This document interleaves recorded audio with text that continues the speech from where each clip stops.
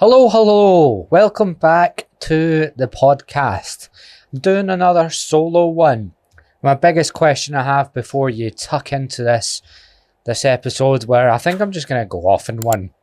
I think today is the day I'm just going to unleash myself. I've been making a lot of content around what I think is wrong with the industry and stuff. Where I think people go wrong and where the fitness industry leads them to go wrong, because I really think most people's goals when they come to PTs is to be happy, and they usually project their unhappiness on their body.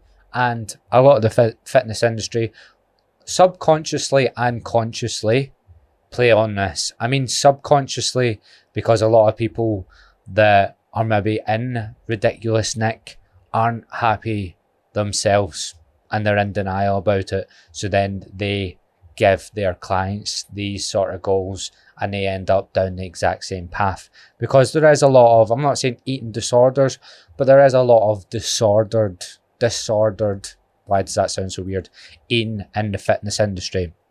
And I was on a podcast this morning before this one. It's called the Shane Walsh podcast, ironically, because the host is called Shane Walsh. But I was on that podcast. We spoke about a lot of these things and it just triggered my brain. I was like, I'm going to go do a solo episode about it. Because he asked me questions and it led me down paths of my own experiences that I haven't thought about in a long time. So before we get into the show, I just want, if you're listening on Spotify, I'm not saying about rating it, I'm going to put up a poll. I don't know if people prefer solo podcasts or guest podcasts. So I'm going to put it up on my Instagram stories, and also there's like, if you literally click on the episode, there'll be a question saying, do you prefer solo ones or guest ones? Unless I forget, which is highly likely, because I forget to get milk when I go to the shop for milk. I might forget, but I want to know if people prefer solo ones or guest ones, because a lot of the times people seem to be listening to the solo ones more, which would feed my ego. You like listening to me more than the shite bastard I've got on, which is good, feed my ego. But yeah, we've got different. Before we get in, I'll just let you know, because you might want to skip to the section that you're most interested in. Just if you've listened to a solo one before, I split it up into sections so that I don't go off in rambles about random stuff that nobody needs to hear about, like the size of my willy, which is a rabbit hole we will go down, because I'm reading off the notes. Anyway, I'm going to go through my own relationship with my body and my struggles when I was younger, just so you can get an understanding of, this isn't like, oh, he was born with this relationship with his body. It was a journey I went on, escapade, is that right? That's not the right word. Stop reading books, Gavin. Try to be smarter than what you are. Then I'm going to go into a story about my experience of losing weight for a holiday, going to Ayia Napa. I've spoken about this in a reel, but it got hardly any views, so you probably haven't seen it. But it's going to allow you to see how I've went down the same paths as most people as well. Then the next topic is, you have to change what you do and your goals, or you're going to keep doing the exact same things. You get stuck in the trap. And then I've got two more stories that this is going to be filled with anecdotes, because a lot of people aren't going to relate to this unless they see what I've went through, and you're not going to believe me. You're going to go, this guy's full of shit. He's always been this, outgoing guy that doesn't give a fuck that he's got some man boobies. I wasn't. I was crippled with insecurities for a long time, and I didn't even really mean to go down this journey. I just have had a different outlook on life than most people in the fitness industry, I would say. And then the last topic is, goals are made to create a purpose, and that is because most of our goals, the way we view them and the goals we set, actually lead us to be unhappy. A lot of my job is changing people's goals, And a lot of people will say, well, isn't your job to get people to reach their goals? No, because most of my clients' goals when they come on board are dumb. They are stupid. I once had a client say, and by the way, this isn't usually how the conversation goes, but if you're a PT, I know a lot of PTs listen to this. Sometimes you have clients that just don't want to even listen to you, and you go, why are you giving me money if you just want to do what you were doing? But he said to me, he goes, you're not taking my goals seriously. They've changed. And he's been on for like 2 weeks at this point. He hadn't stuck to his food or anything. And I was like, oh, why? And I wasn't sarcastic. This is a sarcastic tone because, you know, it was about 2.5 years ago and I've learned my lessons. But I was open to hearing his new goals. And he sent me 2 pictures of Zac Efron. Now, I don't know if you need to hear this. I don't think much people that listen to my podcast need to hear this, but it is impossible for anyone to look like Zac Efron apart from Zac Efron, because he is the only person who is Zac Efron. But people do genuinely think like this. So this is why it sometimes you just need to hear it in your ears. So that's what this podcast is about. I've rambled too much. Intro done. Enjoy the show. So I remember wanting to lose weight from the age of like 7. I literally remember gaining weight when I was about 7 and seeing pictures of myself in like the school year photo when I was like 7 years old and thinking, my face is chubbier than everyone else. Or like there's usually 2 or 3 fat people in the year, you know, even when you're that age. But I was one of the 3. And I'm not being funny, but I was a cute little boy until 7. Like I was really cute. I was like blonde hair, luscious long blonde hair. Not long, but like, you know, just like a long fringe. It was almost bleach blonde up until about 5. I had 2 girlfriends when I was in nursery. And I was just an all-round extrovert. You know, I was full of confidence, full of beans up until I was about 7. And then I seen pictures of myself and I was like, I'm getting fatter. I probably thought like this when I was like 7. Now, there's so much going on here. There's so much to unpack. My mum was overweight. My mum, and this, I know I've spoke about therapy. None of this has anything to do with like my relationship with my mum in that kind of way.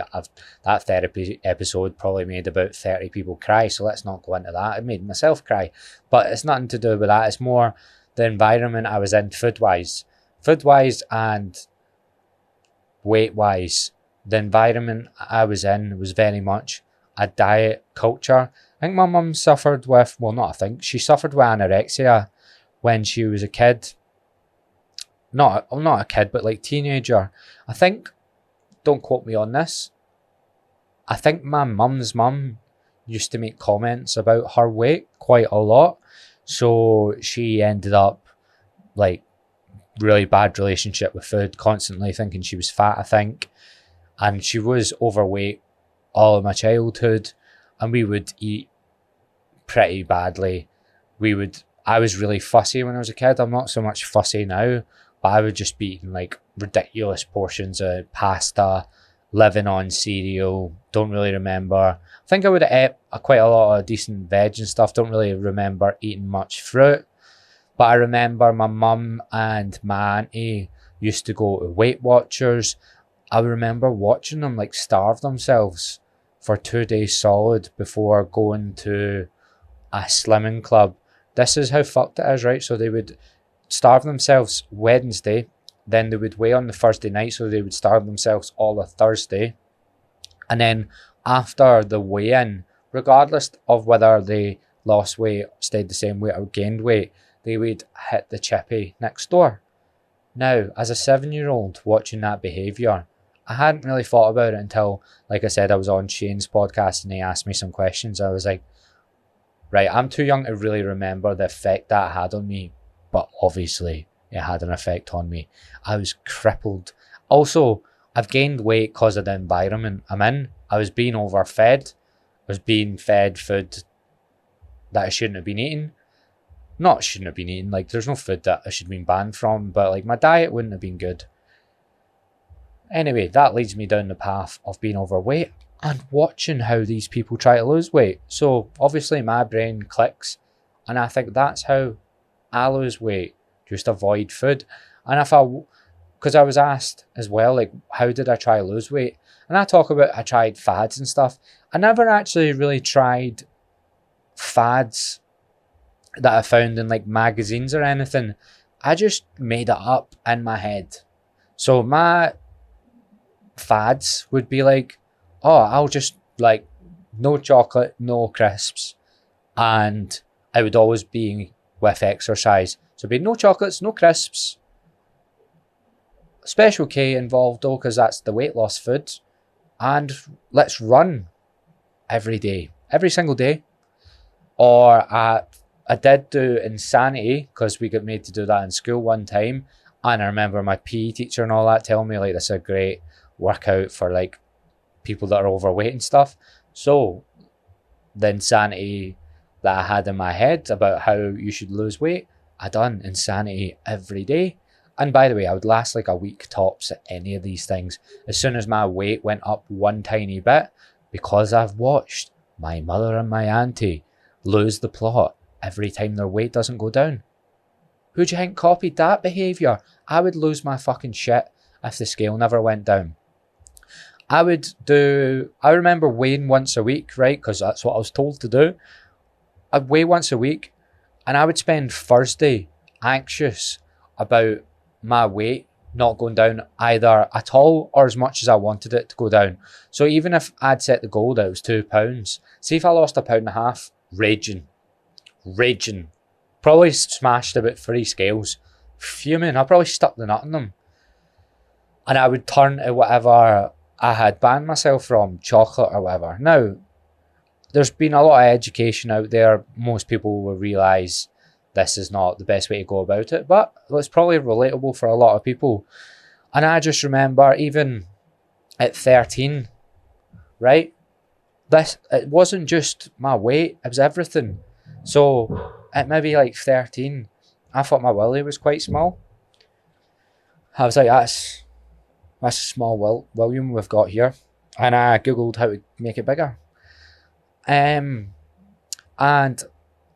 I think it was called swelping or something. Now, by the way, I've not got a wee willy anymore. I was 13, so obviously my willy's small because I'm 13. I need to stop saying the word willy.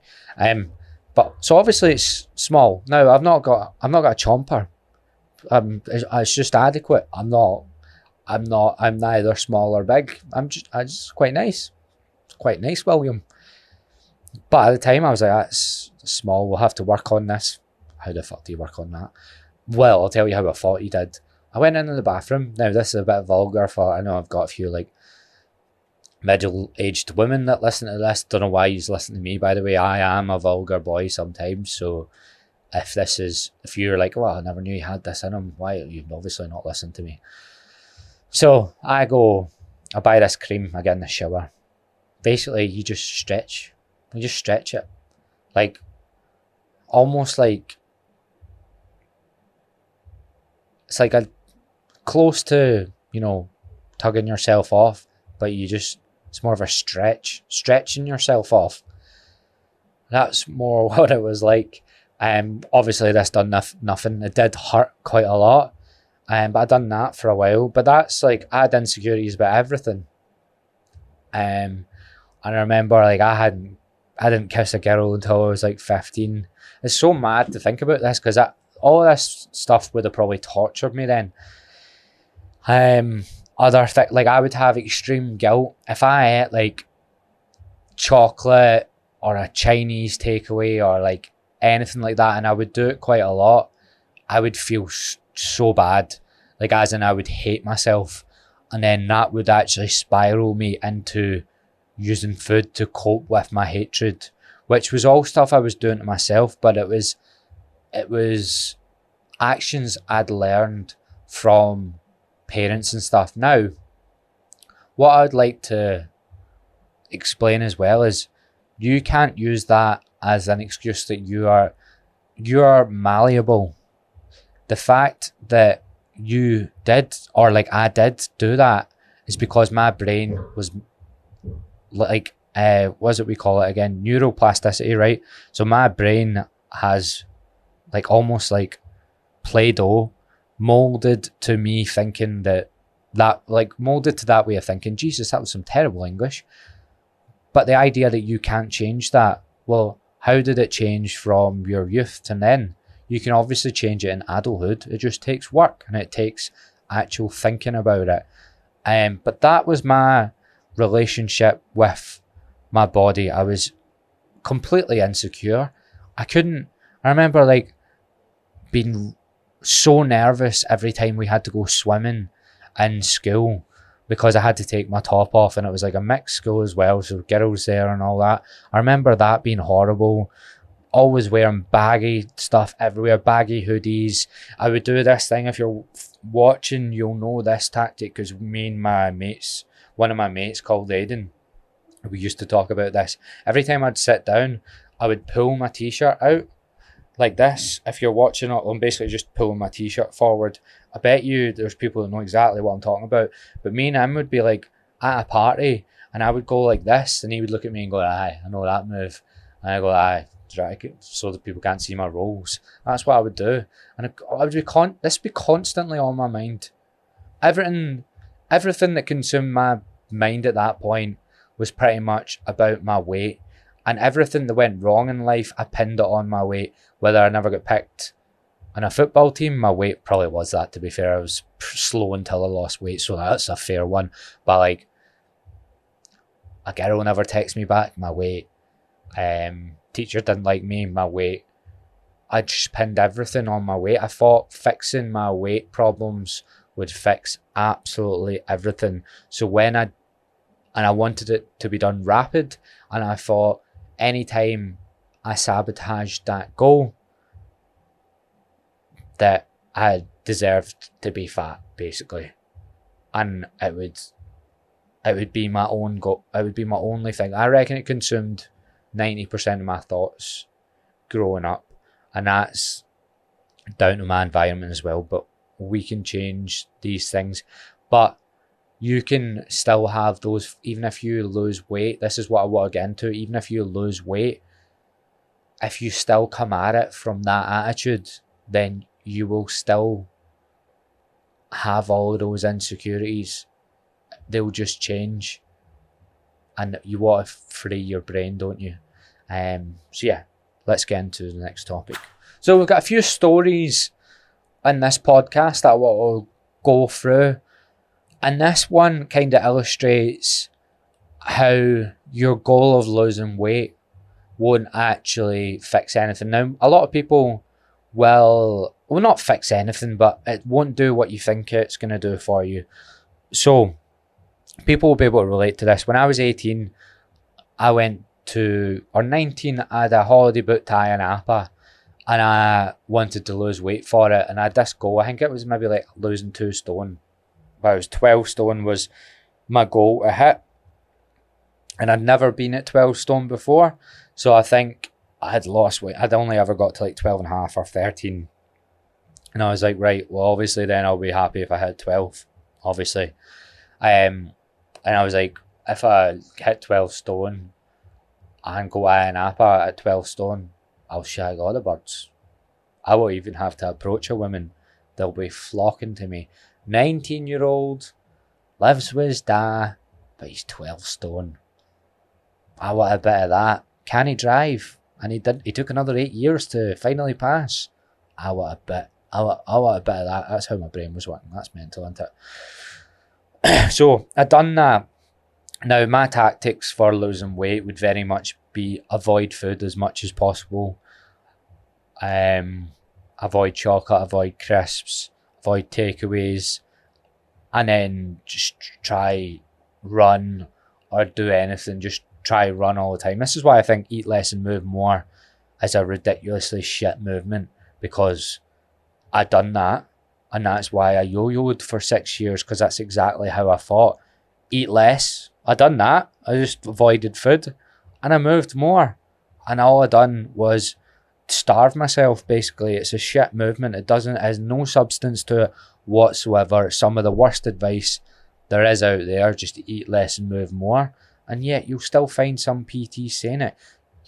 Some of the worst people that give advice is people who have recently lost weight. These are some of the biggest idiots you'll ever meet. But yet people will take advice on, well, they've lost 4 stone. They must know what they're talking about. They're idiots. Most of them. They've just done something ridiculous to lose weight. And then you're going to do it as well because you're like, oh, they've lost weight. Wait till they've kept it off for 5 years. And if they don't go to the gym or do some form of exercise, I maybe wouldn't trust their advice because it's just going to be avoid food. And that's a miserable existence. Obviously, you do need to eat less calories, etc., etc. But just avoiding food so you don't gain weight is how eating disorders happen. Now, this IMrpove story, right? So we'll get right into it. So I was under this illusion that this was going to make me, it was going to fix all my insecurities. The fact, like, women weren't really interested in me. And I wouldn't say women weren't interested in me. When I lost weight, I remember quite a lot of people going, Gav's got better looking. And like, people that I fancied. But even if they thought I was better looking, the moment they spoke to me, I was obviously no confidence. So, like, it didn't matter if they thought I was decent looking. I would put them off by fucking exuding insecurities. So I thought it would still fix that somehow. I thought it would just fix my confidence. I thought women would probably approach me. I thought it would maybe make me funnier or people like listen to me more. And none of those things happened. Now also, because it was done through just losing weight, funnily enough, I think I actually went to the gym the full time for this. But when you're just avoiding food, even though I think I was starting to like lift weights just probably really badly, I didn't see any noticeable change in my body because I wasn't actually pushing strength and I was so underfed that there wasn't much there was not much, you can't build much muscle when you might be eating like 1500 calories as a guy and everything you're doing is purely to try get to 12 stone. Not much muscle is going to be built even if you are lifting weights when you're in that mindset. And I went to the beach one day with my mate Robbie. Spoke about Robbie before. He's actually the owner of people see me wear this unadorned stuff all the time. It's his company, but I've known Robbie since I was like 6. Robbie's been ripped since we were 7 years of age. As I was looking at pictures of our school year, calling myself a fat wee gerbil, Robbie was ripped out his mind. Robbie was packing abs. And we got a picture next to each other. Bear in mind, I've lost 2 stone. And that picture got took of us on the beach. When I looked at it, I genuinely remember him like showing me and me being absolutely distraught and me going, please don't put that on Facebook. Like, please don't. And I think he did. Or it's on Facebook anyway, but I was like, I don't want anyone to see that. Because I'd worked so hard and I still had zero shape to me. I looked like a flump. I still had rolls a bit. I still had like man boobs. And yet I was the lightest I'd ever been. And right now I'm like over 13 stone and I don't have that same body shape. I still probably carry similar amounts of body fat, maybe slightly less. But I just looked horrendous. I didn't look good at all. Or nothing like what I thought I was going to look. And that really, really destroyed me. And even though that's a lesson, like, right, just pure weight loss that didn't do anything for you. I still done that for like 4 or 5 years. I would then convince myself, here, right, 11.5 stones to go then. I obviously just need to lose more weight. And some PTs who who I know will give you the same goal. You just got to lose more weight then, less calories. Won't do anything for you. Like it really, really won't. And I was at the point where I was literally starved. So I get sick of Iron Apple, otherwise I would have binged my mind off. And I came back even lighter than that because I was sick as fuck for like a week after I came back. And I actually looked like a heroin addict when I took pictures of myself after that. A heroin addict with a belly. Picture of that. That's what I looked like. And I never learned that lesson. I still was just like, right, lose more weight, and I just yo-yoed for like 5 years. Just losing and gaining the same 2 or 3 stone over and over and over again. And see, if you don't change the goal, which is what this podcast is about, you can end up in that trap forever. Like forever. And it's scary. So this is more about giving you the education so you can see every time your mind goes to one of these goals that you speak to yourself and change it or have a different perspective on it. Because if not, you can spend so much. Like I spent 5 years and I almost fell into like a different goal. It wasn't a epiphany I had, right, I need to change this. I fell into it. Some people don't fall into it and end up stuck doing this forever. Your relationship with food, exercise, the scale, your body, and yourself all work together. When one improves, the rest of it improves. If your relationship with the scale improves, it's because your relationship with food has improved. They've improved at the same time. Then because of that, your relationship with exercise is going to improve. So, example, right? One of the biggest things I do with clients that are maybe scared of the scale, I don't believe in this. Not that it can work for some people. For me, it's backfired when I've got people who like chuck the scale out because they're scared of it. I maybe now have the tools that I could navigate that in a different way. But for me, I find that doesn't work, just chucking the scales out. People just then get obsessed in some other way. So they'll get obsessed with measuring themselves. So they'll start taking progress pictures every day and getting obsessed with that. So in the scales, there's actually a really useful thing you can do with the scale. And I'm going to do this with one client pretty soon.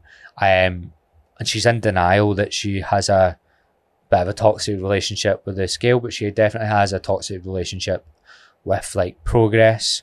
But like I'll get people to like go out for dinner and actually have what you want on the menu, and then maybe even have chocolate after it, right? This is not promoting to eat like this all the time. This is for people that are terrified, like are all in, all out, and think and have guilt when they eat anything like that. So when you eat this meal or eat some chocolate after it, I explain to them, look, your weight's going to go up the next day and I want you to weigh in the next day.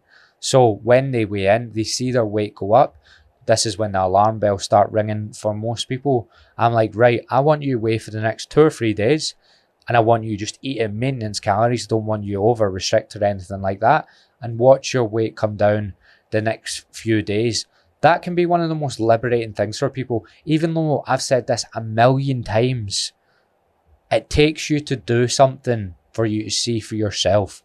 So you can listen to podcasts till you're blue in the face. If you don't change your goal, and your goal is always weight loss, and you don't try out these different things that some coaches like myself tell you, you'll never learn it. You might know that that's the case, but you'll never experience the epiphany that you get when you do that. You'll just always be a bit afraid of eating out, even though you know it's only going to be scale weight. Unless you actually start playing out the scenarios and doing these sort of things yourself, it doesn't really matter what you've listened to. You need to embody this sort of stuff. Now, as well as that, I want to go through my sort of like, when I said I stumbled into this, I was going to Australia and I wanted to like get in better shape for it. But I somehow, when I started tracking my food, I was like, right, I'm going to track my food this time. And that's what it was. I'd been watching quite a lot of fitness people, and I was watching them before I even went to the gym. So there was a guy called Mike Mckinney who used to train Gary V. So Mike Mckinney and Jordan Syatt train Gary V. I've talked about a podcast called How to Be a Personal Trainer podcast, and I've mentioned that to PTs. However, I know about that because Mike Mckinney's on it. Jordan Syatt's the famous one, but I followed Mike Mckinney back in 2016, and he used to do these vlogs where he would just talk about business and stuff. And I was doing a sport called freestyle football, and I was just watching other people make content and like that hustle culture sort of stuff.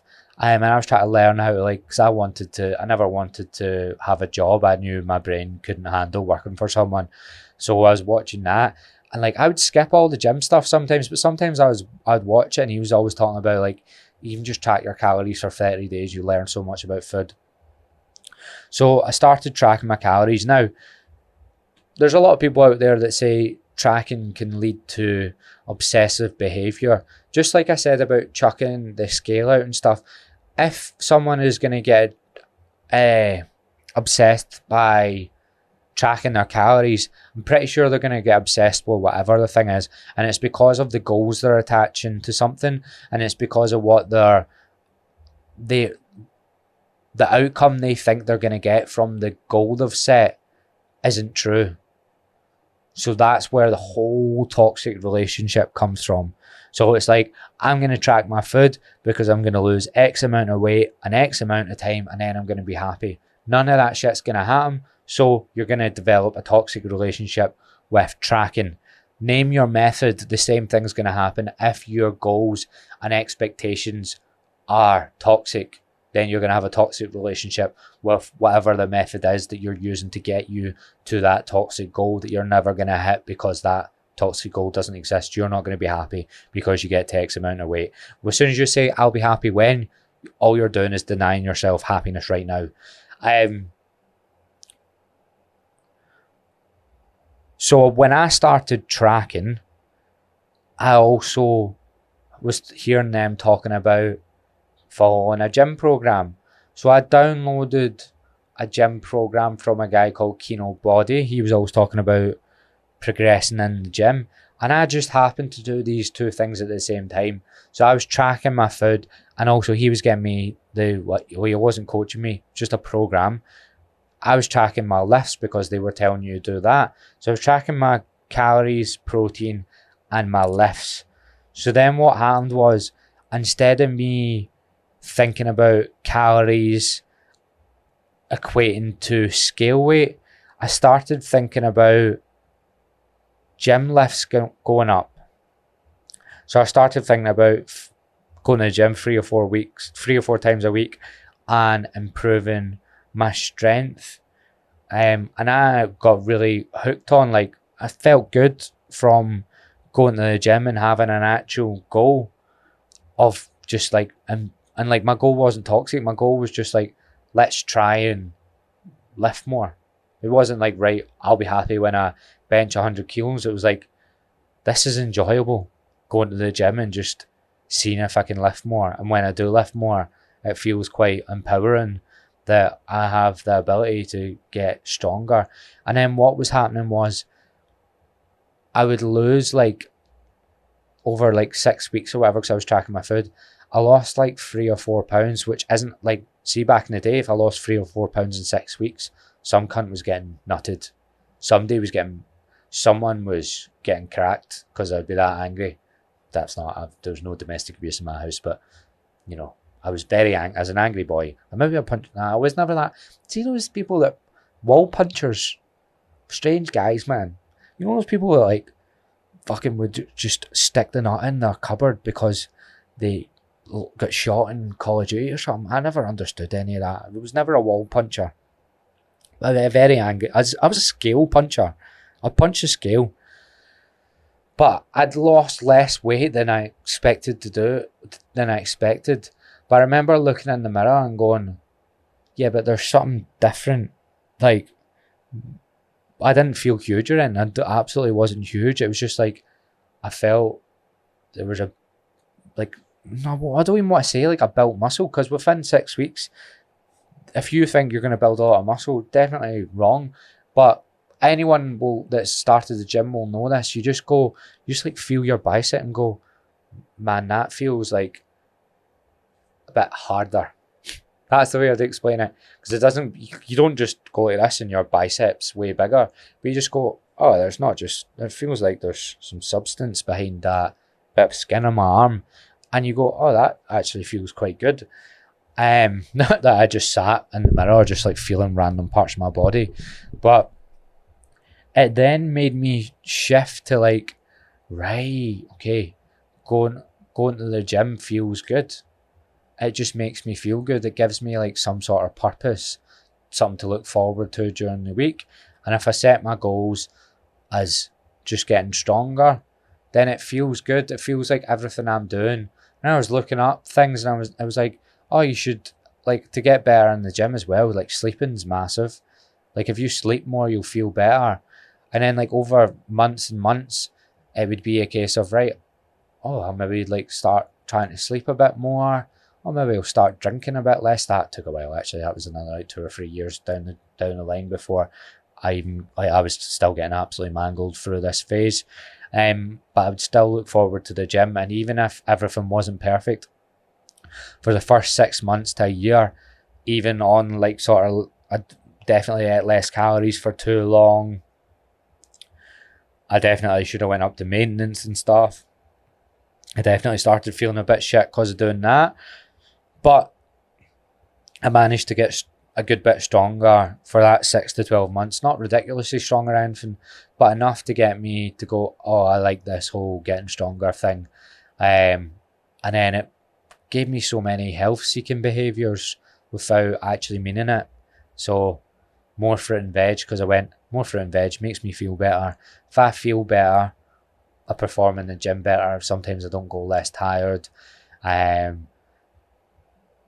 If I'm just less stressed, I feel better. If I prioritise the gym instead of like taking too many shifts at work, I feel better. It just promoted these sort of health-seeking behaviours. And if you feel better, like you genuinely have more energy, your head's clearer and stuff, then you are probably getting better health markers. So without you even thinking about it, you are becoming healthier. And a lot of people think it's just, oh, I need to change eat this certain food or do this certain workout and then I get healthy. It's like if you chase routines to make yourself feel good, then you will be healthier. Obviously, there's a lot of caveats to that, but you'll be healthier. So none of this stuff happens overnight. It's a journey, but you need to make that decision to start this journey. Do you want to lose weight, or do you want to lose weight because you think that's going to make you happy? Do you think that's going to get you validation from others? Because let me tell you this, you don't need validation from others. You'll probably have plenty of people in your life that like you no matter what happens, who you are. And this isn't this isn't a body positivity podcast. Like, if you're overweight and your goal is to be happy and like feel good in yourself, some weight loss will help that. So this isn't like you should strive for happiness at any weight. Sometimes weight loss can help you there, because a lot of being happy is just like, happiness isn't really a thing. It's like being content. And then a lot of that is just like, I try to focus on now is trying to feel consistently good as I can day to day. So that means genuinely every night I'm trying to I'm not stressed about this, But I'll want to go to bed at like 10 o'clock and I sleep till about 8 or 9. And like, see when people go like that, why don't you get up early? And I'm like, because I feel better when I sleep more. Simple. I don't overwork. See all these people that are like, you could be making $5,000 a month more if you just done this, this, and this. And I'm like, but see, this, and this. That's 10, 20 hours extra work a week. And see what that does to me. That makes me unhappy. It makes me slightly stressed. And those two things, generally over time, bring my health markers down probably. I work out 3 to 4 times a week. I've started the last like 6 to 8 weeks introducing some light cardio twice a week. I'm in the privileged position that PTing is my job, so I have the time to do that. I'm not saying you should strive for 4 workouts a week and 2 cardio sessions. This is where coaching comes in handy, because you can pick the things that are going to give you the biggest bang for your buck in terms of these things. So I wouldn't try. This isn't like follow my routine and your life will be better. You need to like look at what's feasible for your own routine. But everything I do is to make myself feel better. So I believe everyone's goal when they come on as a client or ever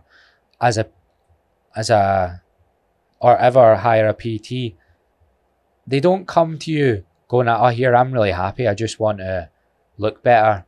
Usually it's, oh, I'm crippled with insecurities, I've gained a lot of weight, I don't like how I look anymore, I hate getting my picture taken. And they pin all of that purely on their weight, but they don't think, right, how have you gained that weight? Maybe you were unhappy before. Maybe just like me, I was in a cycle of internal guilt that was leading me to eat more food. So every time I actually went off track, I would then hate myself that much that I used food to comfort myself. So the problem wasn't actually that I needed to lose weight. The problem was deep rooted within, not deep rooted because that makes it sound as if you can't change it. The problem was within. And you need to try go on that journey rather than just go, okay, weight loss and that'll fix everything. Because it won't. Sometimes if you're lucky, you can lose weight and then also you have these epiphanies on the journey and that's great. But a lot of the times you can just end up in the trap. It's a bit like, let's compare it to this. It's a bit like we've all had that mate that's got an ex and you clearly tell them, look, what's happened when you've texted this ex before?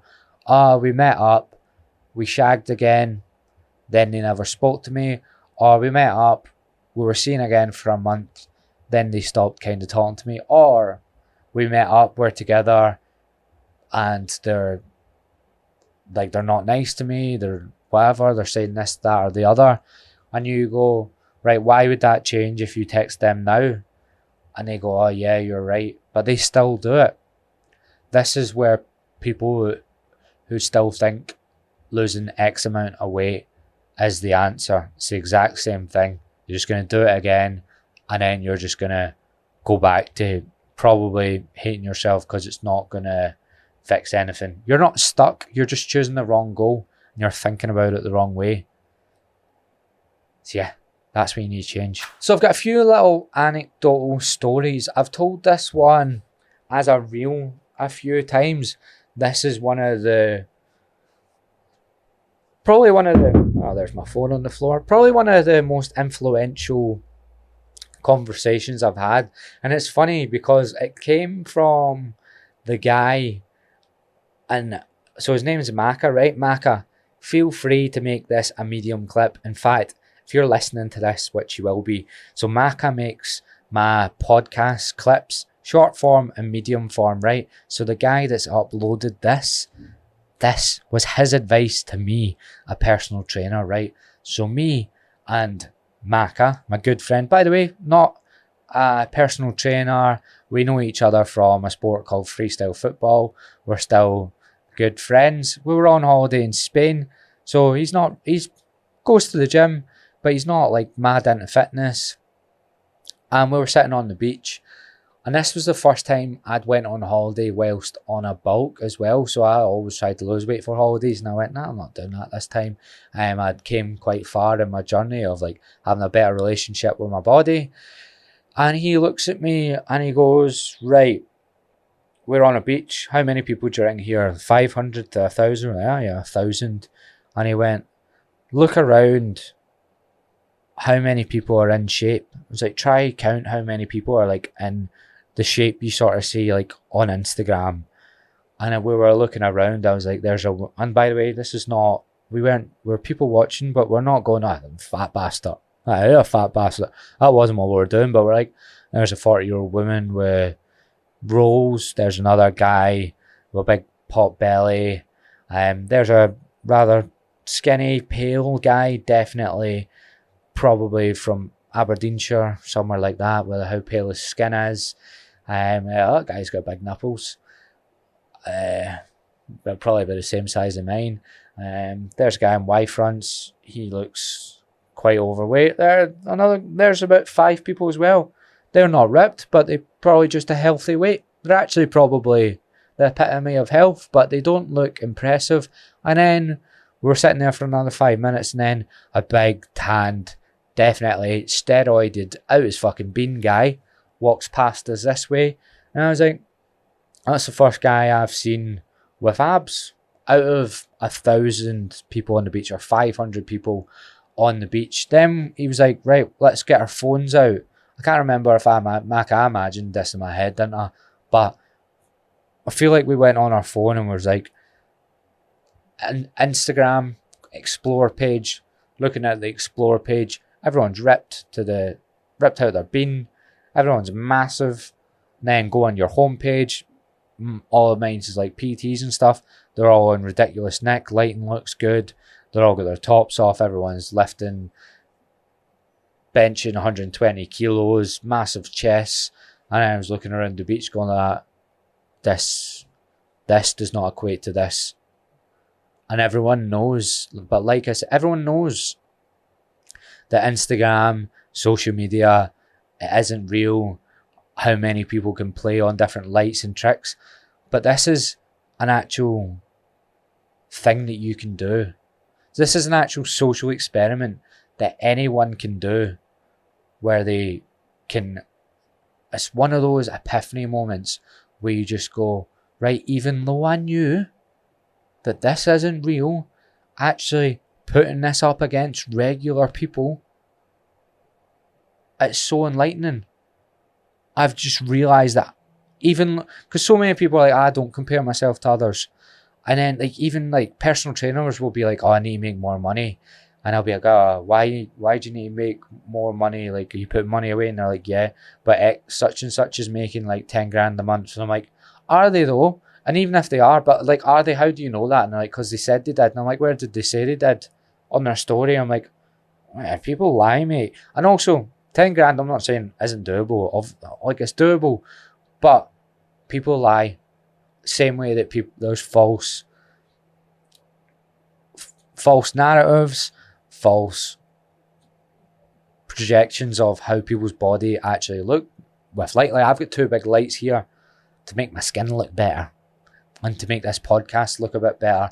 And that's what social media is. If you were sitting there, there's a seat over there, you probably wouldn't think I look as good as I do on the camera. But it was a social experiment, and you could do this. I'm like, right, try not to be perverted when you do this. But you could like maybe look at your explore page before you go swimming, down your local swimming baths. This is not too many kids there. You know what I mean? You could look at your explore page before you go somewhere. There's just not many places where lots of people aren't going to have much clothes. So whatever I'm going to tell you to do is going to sound perverted. But what we were doing wasn't perverted. We were just lying on the beach getting a tan. People watching. I swear. But yeah, one of the most liberating things I've done. I also mute everyone on Instagram, which I've spoke about before, especially coaches. I find coaches in general, whether it's how they look or how much money they make. There's just so much like ego driven actions on social media, and it's just not real. This is another thing that I've had to teach myself this year. I don't really like self-help books too much. I probably do come off with some lines that you're like, oh, he's probably read that somewhere. But I like to teach myself some lessons as well. And one thing I was saying to myself the other day, right, I get quite a lot of abuse. Anyone that posts on social media gets quite a lot of abuse. And I was just thinking to myself, right, I've maybe had 2,000 comments that are just horrible digs at me. They don't really bother me that much because I do look at them and go, I always check the profile and go, fuck being this person. I never look at them and go, oh, they look like they have a good life. I'm like, fuck this person. There's a woman from Lanarkshire that shaves horses that gives me abuse all the time, and it actually makes my day because I just laugh at the fact she must be like midway through shaving a horse going, I fucking hate this. I fucking hate this owners and their horse. And then she looks on Instagram and go, I fucking hate this PT from View Park. I hate him. And then she gives me abuse. That makes me feel better. But the fact that nobody has ever came up to me in person and went here and slagged me is how I know that it's all a farce. And I've had quite a lot of people come up to me and say nice things, which you're always welcome to do, by the way, but never anything bad. So genuinely, it's all bollocks. Even when I post things and I gain followers, I know I'm just like, it's like almost like a game. I treat it like a game. It's bollocks. It's all shit. It all means nothing. How people look on social media, it means nothing. The only place of substance is this podcast. But aye, try that experiment. I talk about it all the time because it just sort of opened up my mind in a way I never expected Macca to be able to do, which he did. Well done. And thank you for posting this as a clip. Thank you. So another anecdotal story, which is probably based off the Spain one. It's probably see how enlightening that was? This is probably how this happened after. So I went to Bali for 4 weeks last year. I carried on the bulk that I was on from Spain. So this is shortly after. So at this point, I'm probably carrying the most amount of fat I've carried since I was overweight. But there was a purpose behind it. And even though I was working on my relationship with my body is improving, naturally anyone that's done a bulk and you know you're getting too fat, there's not really much you can do to avoid feeling a bit uncomfortable, feeling a bit maybe self-conscious, because your clothes start getting a bit tighter and stuff like that, and you don't have to do a bulk. Like, no one's forcing you to do a bulk. My goal was to get stronger, and I needed to eat more calories to do that. I was all my lifts were sort of stalling, so I've started bulking and cutting and yada yada yada. Anyway, I went to Bali. I went to the CrossFit gym in Bali called Wonderlust. You've probably seen people at this. It's quite famous. Pretty sure there's been a lot of CrossFit events at it. One of the famous guys within CrossFit owns it. He was really nice, by the way. I can't remember what his name is. I think he had some beef with James Smith at one point, but I met him. He probably won't even remember me. And what I'm about to say might be a bit discriminatory. That's too big a word, Gavin. This might sound as if I'm slagging off that gym. The gym setup was class. Classes were really cool. The food was unbelievable. That guy himself was sound. I'm not really too sure how I feel about the community of CrossFit in Bali. I've met other CrossFitters and I've heard about them talking about the communities. I just don't know if CrossFit and Bali influencers is just something that creates this weird dynamic of like cliquey people. I found the groups in it very cliquey. So this was nothing to do, and it might just have been that specific time I was there, right? You don't need to defend yourself so much, right? I thought the people there were quite cliquey. None of the owners were well sound. The staff were well sound. I meant the actual CrossFitters. Anyway, all of these people, it was sort of like what I thought bodybuilding people would be like in Bali. Like, it was very much a lot of filming yourself, a lot of tops off. You had to have your top off, to be fair, or like it was absolutely sweltering. But anyway, long story short, because I'm making this very long, I was definitely like the bottom 10% of people in shape, but people were ripped, massive as well. People were in ridiculous nick. It was actually the opposite of the Alicante thing. It was like, right, this is pretty much like going on Instagram in real life. But bear in mind, you're in Bali with influencers in a CrossFit gym. This is not. If I went to the beach in Bali, it would have been a different story again. But I remember going, I don't really want to take my top off in here. I feel like I'm not in good enough shape. And then I was sweating my tits off the first time I was working out. I was like, do you know what? Fuck this. It's coming off. The tits are coming out. And I was about 4 kilos heavier than what I am just now, I think. And I'm stronger than what I was then. So it's definitely a bit wobbly, you know? And I was like, fuck this. It's coming off. And I remember it wasn't bothering me that much. Like, if you'd have made me do this when I was like 18, I'd have just had a panic attack, cracked 3 people on the way out, and I'd have been gone. I'd have been on my moped. I'd have been off.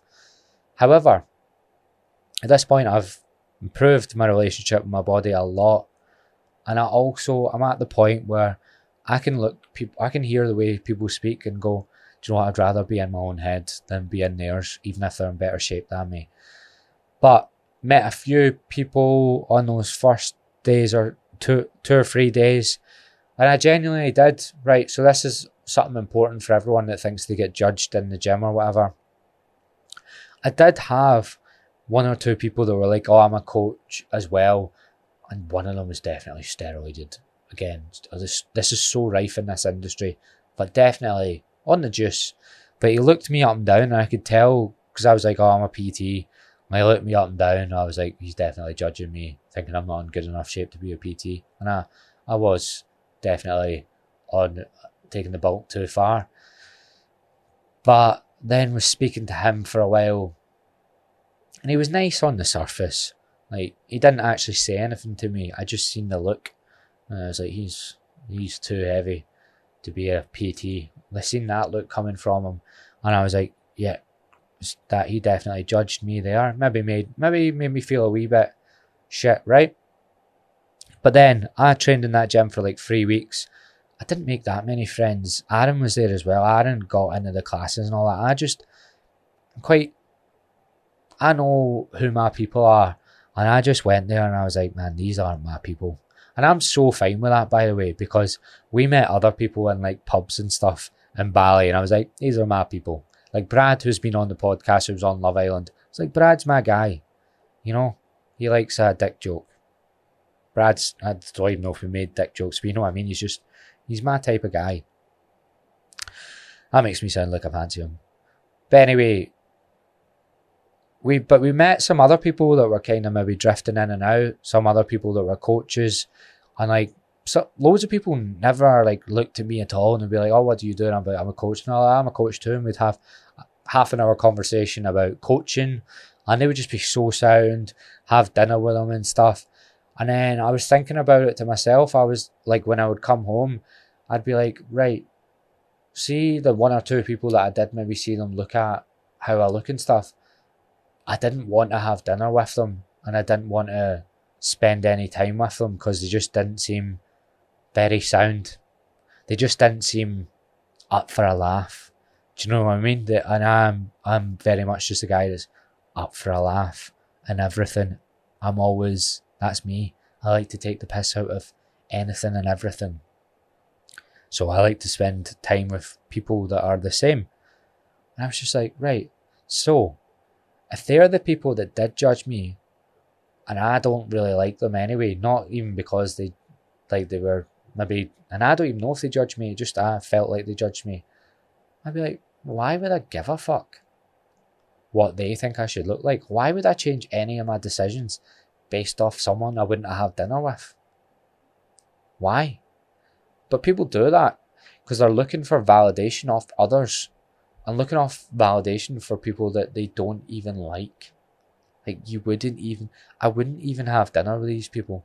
I wouldn't even last 5 minutes of a conversation without making an excuse like I need to go for a piss. You know? So why would I care?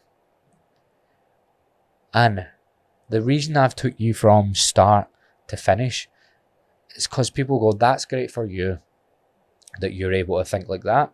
You and your thoughts are two different things. You are not your thoughts. You can work on these. Your brain is malleable. You can change your thoughts. Otherwise, my job wouldn't exist. Therapist's job wouldn't exist. You can change. You just need to actually accept that you're going on the journey. And one of the main things that you need to do is accept your goals are daft.